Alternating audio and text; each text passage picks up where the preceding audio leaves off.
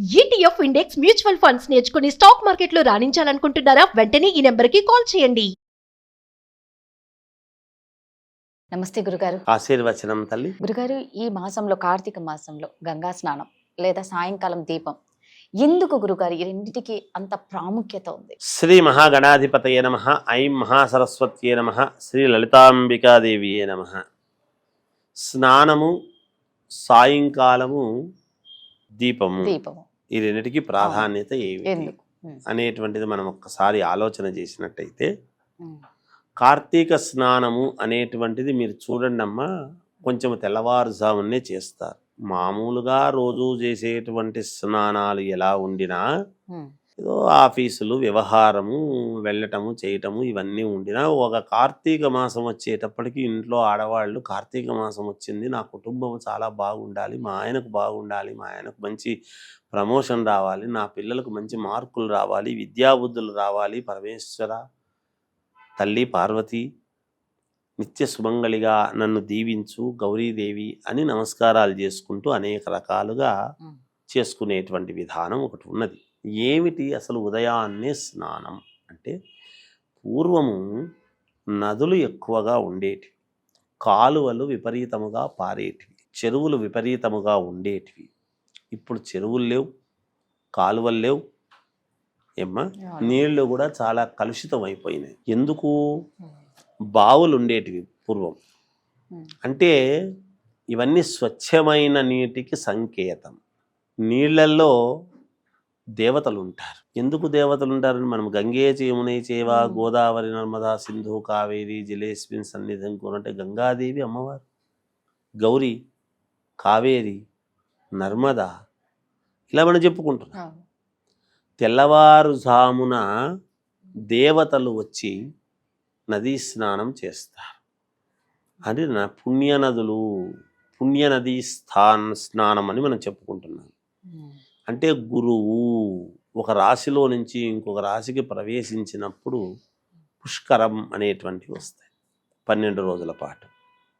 అలా పుష్కరాలు అనేటువంటి సమయంలో వచ్చినప్పుడు మనం ఎందుకు అక్కడ మునుగుతున్నాం అంటే, ఇక్కడ జాతకుల పంచాంగములో మారినంత మాత్రాన అక్కడ ఏమిటి అంటే గ్రహమండలాన్ని బట్టే కదా అందరూ జరుగుతున్నాయి. సూర్యచంద్రుల యొక్క మనము దీన్ని బట్టే కదా మనకు జరుగుతూ ఉన్నది.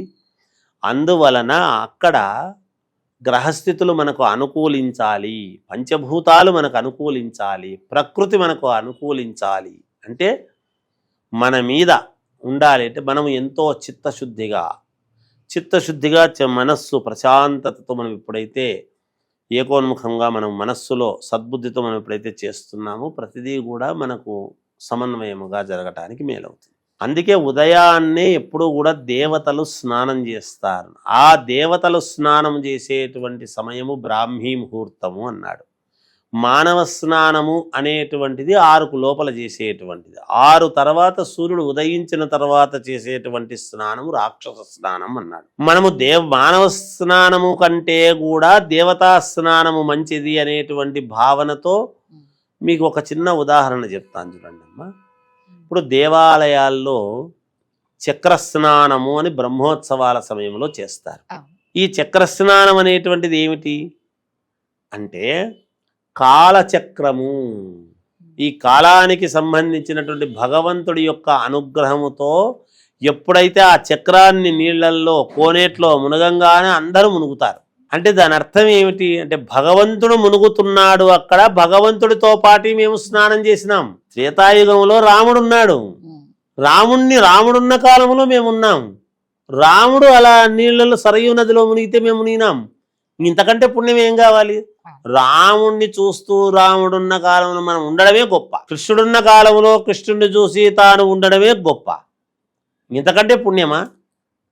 ఇంకొకటి, అందువలన అలా తెల్లవారుజామున స్నానం చేస్తున్నాము అంటే మనకు తెలియకుండా మనకు చూసే అదృష్టం లేదు. ఎందుకంటే మానవులం, కలుషితమైనటువంటివి ఎన్నో ఉంటాయి మనకు. లేకపోతే భగవంతుడుగా కనపడిన రోజులు ఉన్నాయి కదా, అప్పుడు కూడా మానవులు ఉన్నారు కదా.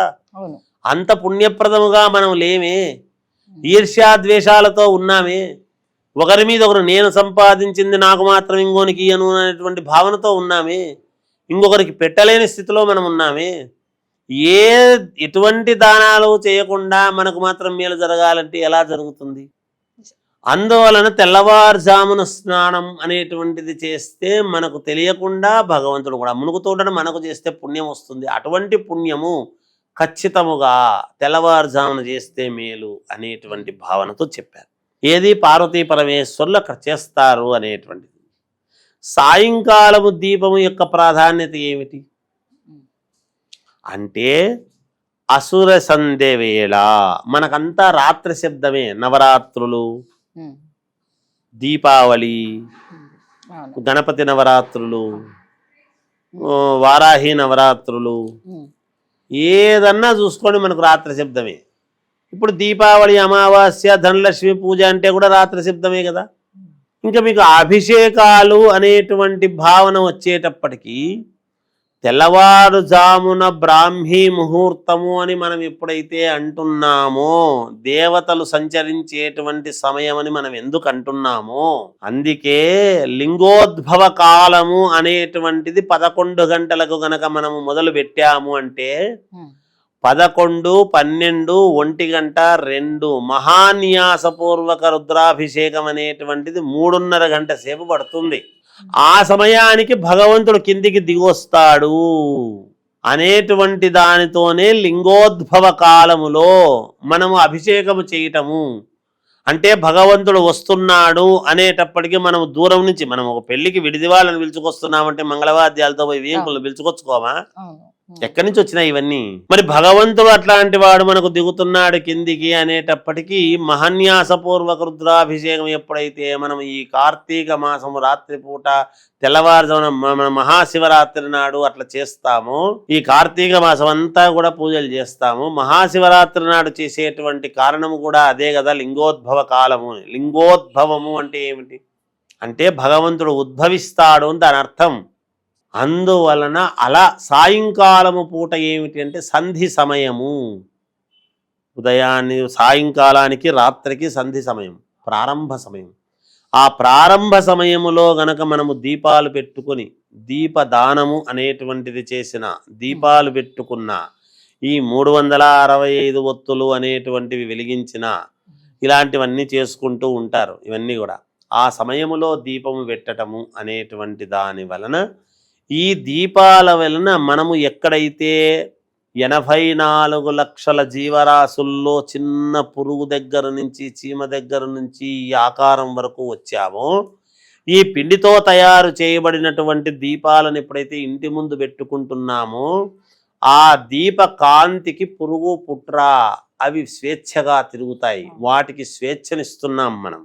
ఈ పొగ వలన ఈ ప్రకృతిలో ఉండేటువంటి కాలుష్యానికి, చెడు గాలి ధూళి అంతా కూడా పోయి ఈ దీపము వలన మేలు జరిగేటువంటి దానికి, ప్రకృతికి మేలు జరగటానికి, చెట్లకు వాటికి వీటికి ఎటువంటి పురుగు బట్టి ఇబ్బంది కాకుండా ఉండటానికి, అలాగే మనం ఆ యొక్క ఇది మనము పీలుస్తున్నాము అంటే మనకు శరీరములో ఎటువంటి ఇబ్బంది లేకుండా ఉండటానికి, ఎటువంటి రోగాలు రాకుండా ఉండటానికి ఇంటి ముందు దీపాలు, దీపాలంకరణ, దీపాలు చేయడము, దీపదానం ఇవ్వటము, ఇలాంటివన్నీ శాస్త్రాల్లో మనకు ఎప్పటి నుంచో ఉన్నాయి. ఇవి వాటిని మనం మర్చిపోతున్నాం అంతే. మన వరకు మనం పెట్టుకొని ఏదో చేసుకుంటున్నాం తప్ప.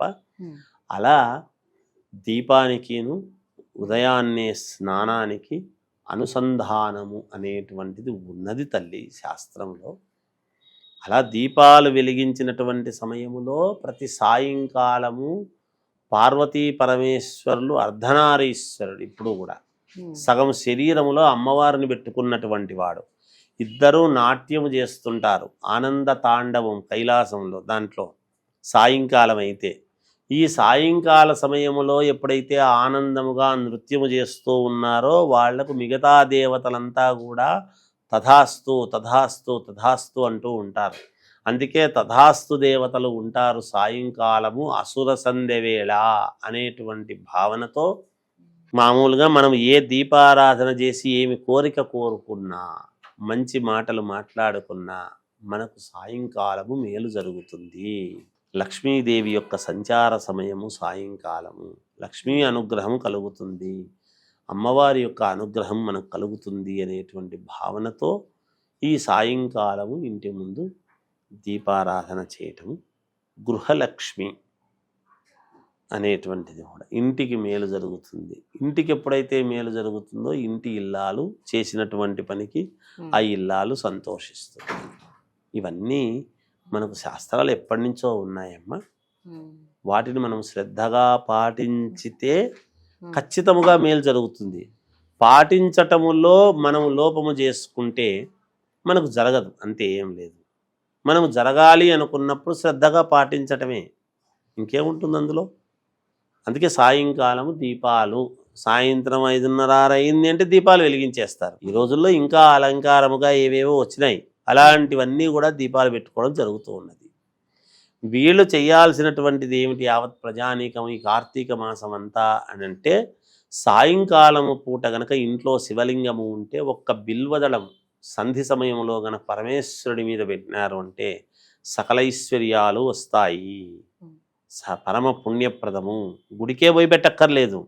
ఒక బిల్వదళం సంపాదించి ఇంట్లో పరమేశ్వరుడి మీద, పరమేశ్వరుడి లింగం మీద లేదా పటం ముందు కానీ అలా ఒక బిల్వదళము పెట్టి ఓం నమ శివాయ అనేటువంటి శబ్దాన్ని 5 సార్లు చదివారు అంటే సాయంకాలము పూట వాళ్లకు నిత్యము రోజు గుడికి పోయి అభిషేకం చేసినంత పుణ్యం.